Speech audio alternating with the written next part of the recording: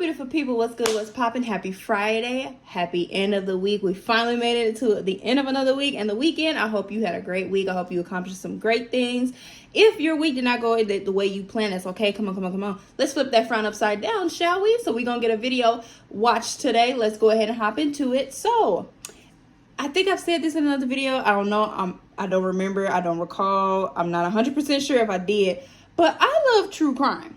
Comment down below if you a true crime fan, if you a true crime bestie with me, okay? So I've had the pleasure over, I can't say the past week and a half or so, I have been binging the Lyle and Erik Menendez story. Now, I've already known about this case for many years, the same way I knew about the Gypsy Rose case. Sad. I'm going to say this. Shame on Ryan Murphy. I don't care. Shame on him. Because the way that they were depicted in Monsters on Netflix was inaccurate. And I already knew certain scenes were inaccurate. I don't think I just genuinely like how he made them seem to be just these, as it says, pure monsters, when that wasn't the full case. These boys were heavily abused, y'all, growing up. Heavily. Sexually abused by their father. Abused by their mother. Mother didn't care. Mother didn't do nothing. Shame. Did they deserve to die? No. So I'm not, how can I say it? I'm not approving what they did. I'm not standing behind what they did. But you could tell what pushed them to the edge. If you get what I'm saying. The same thing that pushed Gypsy to the edge, that caused her to snap. So we're in new times now. I'm hearing apparently they're probably going to get another trial. Clemency. I'm hoping something, because our social justice system fails everyone miserably every time, and I'm so sick of it. If I was a judge, I'm sorry, you should just be able to tell. I know that their job is to just enforce the laws. I get it. But you can tell there's a clear difference when someone needs pure jail time because they're evil as fuck versus when somebody needs mental help. These two boys needed mental help. They did not need jail time, okay? But yeah, that's my little rant. I'm sorry. I had to get that off my chest because my heart hurts. It's been hurting for years for these boys. But yeah, let's go ahead and hop into this, okay? Welcome to the Heavy Spoilers Show. I'm your host, Paul. In this video, we're breaking down monsters. Look, I play that song. That's on my Spotify now. The Lyle and Erik Menendez story has just dropped on Netflix, and it I play that chronicles song the in my crimes car. committed by the brothers. I'm gonna But how miss did it go you. down in real life? And does the title Monsters refer to the brothers or the parents? Well, that's something we aim to go into in this video, and throughout it, we'll be discussing all the facts. This will also go over what happened at the end and some of the things Netflix changed for the show. I've also watched the Barbara Walters interview in full, and we will be talking. Comment down below your favorite part from the show. I'm going to go ahead and let you know mine. If you haven't finished it, spoiler alert. My favorite scene, I think his name is Nicholas Chavez. He played Lyle. When he's in his cell, he's like, dimes. Oh my gosh, iconic. Both sides of the case. If you learned something, We're fucking then please hit the millionaires thumbs and we up. can't even Make get sure you dimes. subscribe Like, to videos like this every day. Without the way, that thank part you was for funny clicking to me. this. Now let's get into monsters. Lord. Okay, so the series centers around the murders of Kitty and Jose Menendez. Carried out by their two sons Lyle and Erik, the show gives us several points of the characters' lives. Initially, the brothers blamed it on the mafia, but over time the story soon fell apart. The pair then said their parents abused them, and this has made some sympathetic towards them. And Now, this is can't the say first shame major on point Ryan. of I guess contention in the show, it and depends Ryan on your Murphy's point of already view, received how some you choose to criticism see them, for your it. opinion. Monster, Some the people Jeffrey Dahmer back in that story time, had similar yeah, they issues, saw them and as pure Murphy was criminals. behind that And show even as well. today, they still see them They as pure expressed criminals. that he wasn't so much interested in the killer's eventual outcome, he was more interested in the factors that made him. That definitely feels like it's the case here as well, with them going through lots of potential factors with the killers. Viewers have already made it known the abuse story was highly contested though. It's also said that it felt like a last-ditch attempt to defend themselves against two people whose lives they'd already destroyed. But what do we know? Well, the brothers murdered their parents, Jose and Kitty Menendez, on the 20th of August 1989. From what forensics could gather, the pair shot Kitty 10 times and Jose 6. Kitty was still alive during the first round, and then Lyle returned to the car to reload. After both the pair were slain, we then get a bit of discrepancy That's why I said as some reports don't say the agree brothers to them remained in the doing this house. at all. I There they promise I were, don't. waiting for the police to arrive, with the plan being they'd say they were a Batman. This is something we see in the show, with them claiming to have also been at the Taste of LA.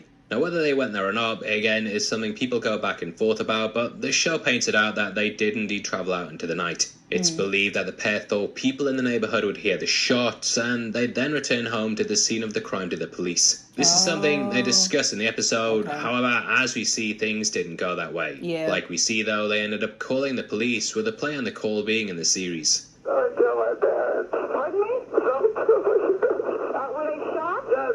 They were shot? Yes. Now, initially the brothers blamed the mafia, and police thought this was the case. It seemed implausible that two well-off young men would kill their parents, and thus initially the investigation looked elsewhere. However, things seemed off about the crime scene, and several details just didn't seem to fit. To add to this, the brothers acted very strangely, and then went on a spending spree.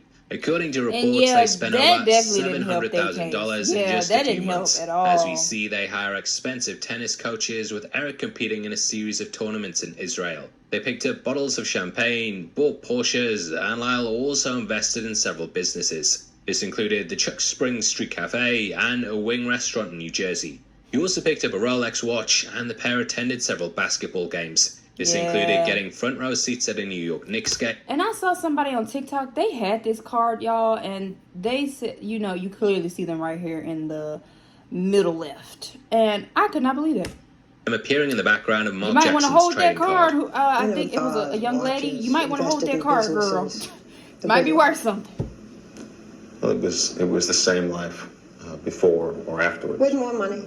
With more money, but I didn't know what to do with the money. It got to a point where I have all this money and so much pain. I don't know what to do with it, and eventually. I don't know, you're losing me. I would think that you would be in such grief that you wouldn't be able to buy Rolexes and invest in businesses. Explain to me. Let me understand. I'm the public. I don't think that it's understandable. I mean, people react to some traumatic event like that in different ways. However, it was the confession And to a that's therapist true. That's that why I'm was like, the that main is thing that true. sealed their fate. Erik confessed to his, which is what we see happening in episode 1. His girlfriends who tipped off the police, and they were then charged with the murder in March the year after. You went to your psychologist, Dr. Oziel, and told him that you had committed this crime. It got to a point where I could no longer live. I felt that I was the worst person on earth, and it got to a point where I couldn't live with myself anymore, and I needed help. And so I went to him, and that is what the catalyst was for me getting arrested in Lyle. Things would then begin with their trial in 1993. This was a nationwide talking point, with the trial being broadcast every single day. However, the brothers had separate juries, even though they were tried together. Due to them not being able to reach a unanimous decision, it was classed as a mistrial and a second trial was held. That takes us to 1995 and the trial that we see happening in episode 9. Their defense was to put their parents on trial, and neither denied killing them. That was a big misperception about this case, that it was about justification or excuse. And my brother and I essentially pled. And in the mistrial, the second trial, on the show, the prosecutioner cooked them. And I mean fried them and made sure they was battered and ready to be served to the jury. Because, ooh. That was very hard for me to hear the ridicule about that, because I really felt that Erik and I, we could have gone to trial like most people and just sort of, we weren't there, it wasn't us, and had that trial. What do you mean we could have gone to trial? We weren't there. Well, you could go to trial and just say that I was, chipping golf balls at the time and I wasn't there. And Erik and I went to trial and said, we did this. There were tapes. Tapes became admissible because we said we did it. However, several things weren't admissible in the second trial, which led to their conviction. Yeah, They go with the that's why story he we see in cooked them, episode 9, baby. in which Erik says he told Lyle about the abuse. After confronting Jose, they claimed he said he'd kill them if it ever got out publicly. This then led into the murders, which they classed as self-defense. Now, the brothers apparently had the feeling they might be able to get off due to the O.J. Simpson verdict. This is what starts episode 9, and we hear O.J. and Erik discussing their case in episode 8. This is something that happened in real life as well, where the pair That's correct. I was wondering, did that ever happen in real life? Because I know certain things be fictionalized for shows and movies, especially if they're true stories. This just... So that man was able to walk away. He was able to walk away because Erik told him how to get out. Hundreds of conversations when incarcerated. Wow. Apparently Erik even told OJ to plead guilty at one point and go with the same strategy as him. Wow. However, as we see, the book and recordings leads into them basically being a confession. Lyle avoids taking the stand, and this is because it would lead to a cross-examination in which the book could be used to question him. Lyle and I fought because he felt that telling the world that Dad was a sex was killing Dad twice, and he did not want to kill Dad twice. And he fought, and he said, I don't want to go up there, I'm not going to take the stand, I'm not going to do it. And then when he did, there was a great outpouring, but there was also people laughing at him, and it was strange. Titled The Private Diary of Lyle Menendez, in his own words, it's something that could have... Trifling. That too. He sunk the case. Yeah. We also see people who testified to talk about their relationship with their the parents. girl he was talking this to includes while a he car was in there. salesman, a pool repairman, and the captain of the fried boat him for the too. shark fishing trip.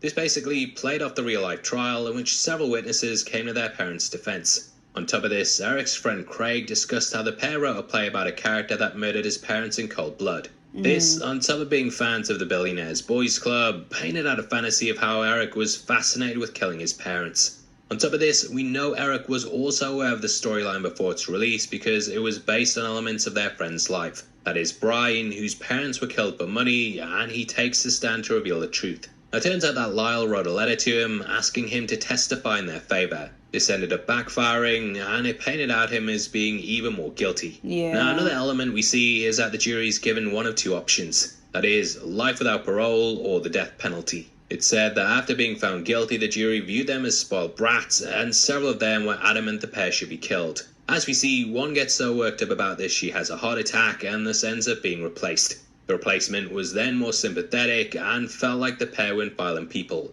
Ultimately, this is what saved them, as he thought if there was a chance they'd told the truth, their deaths weren't something he wanted on his shoulders. Now in the end, the pair were devastated because they were sent to different prisons. We actually have a moment from the interview in the lead up to this in which they discussed the possibility of them being split up. Oh my God. It's important to you to stay together when you get moved to the state prison?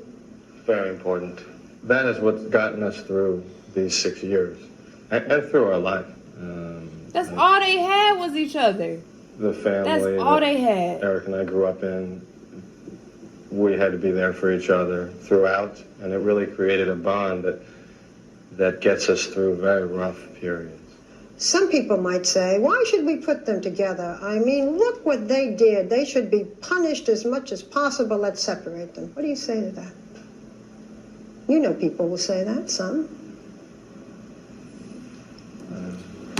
And you know another thing too, when you go through abuse and trauma, sometimes what ends up happening, not all the time, not in every case, but sometimes what ends up happening is your inner child, your inner self, you stay that age mentally. You stay that age because you've endured it so much after time and time again.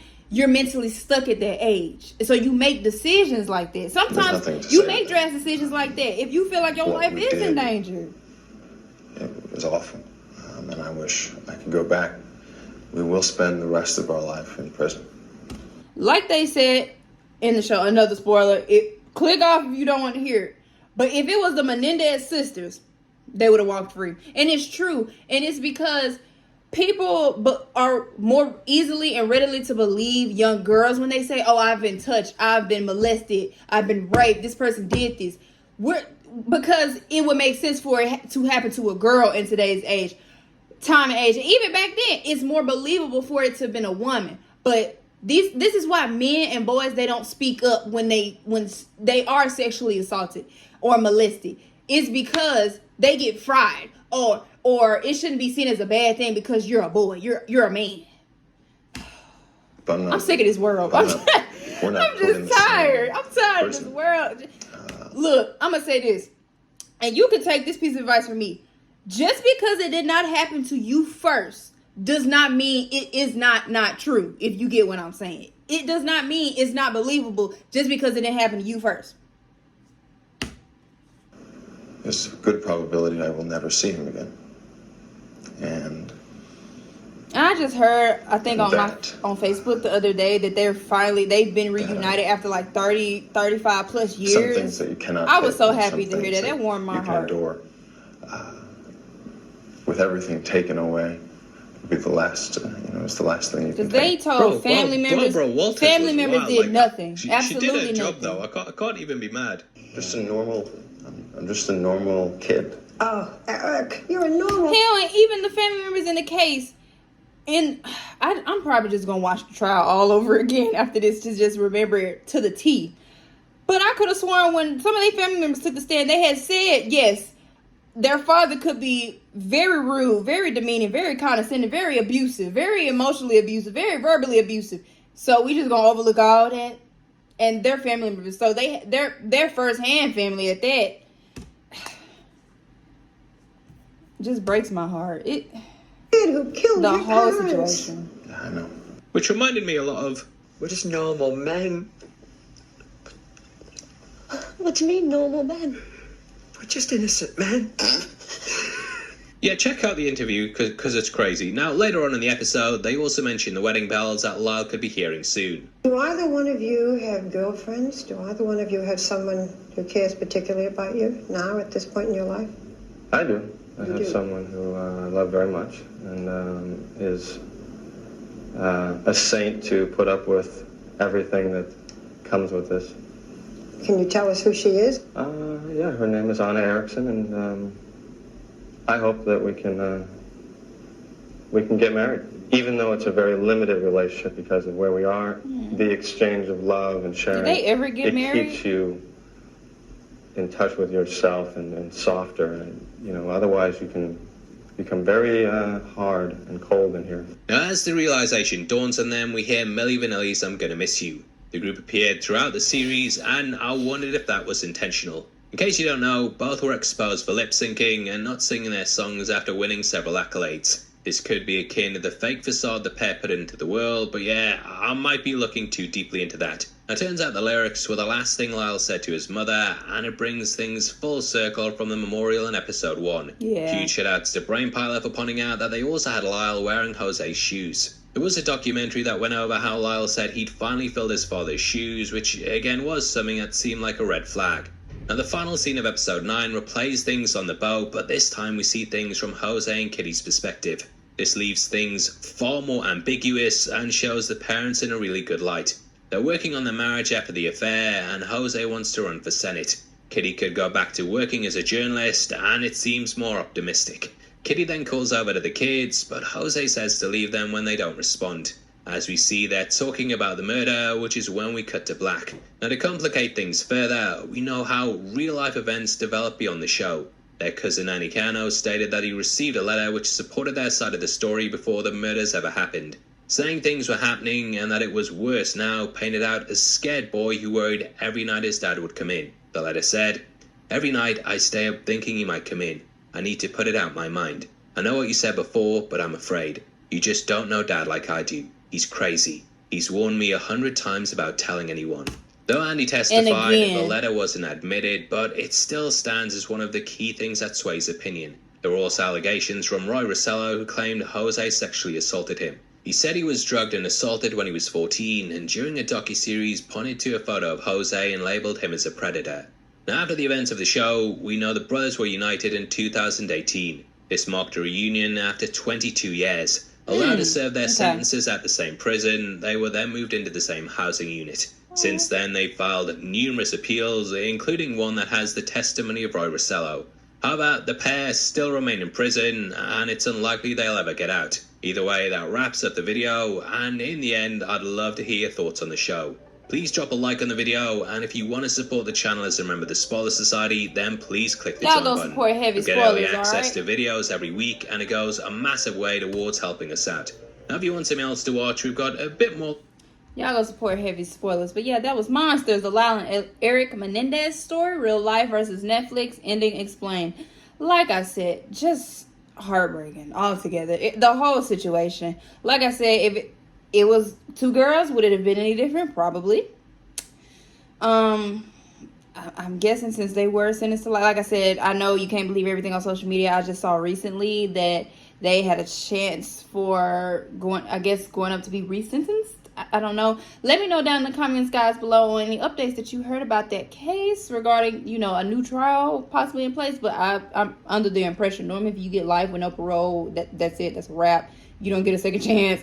I know some things can change. I'm not sure. Like I said, I'm not a lawyer myself. I'm not an attorney. I'm not certified, so I don't know everything. So let me know, guys, down below in your comments about the show. Let me know if I got some true crime besties on this channel, okay? Because if we do, we can get into some more stories. We can get into some more cases, so that way I can get those uploaded for your entertainment and enjoyment as soon as possible. Other than that, guys, thank you for joining me today. Like this video. Make sure you subscribe to this channel. You will not be disappointed, okay, if you subscribe to this channel and share this video. And I'll see you in the next one. Bye.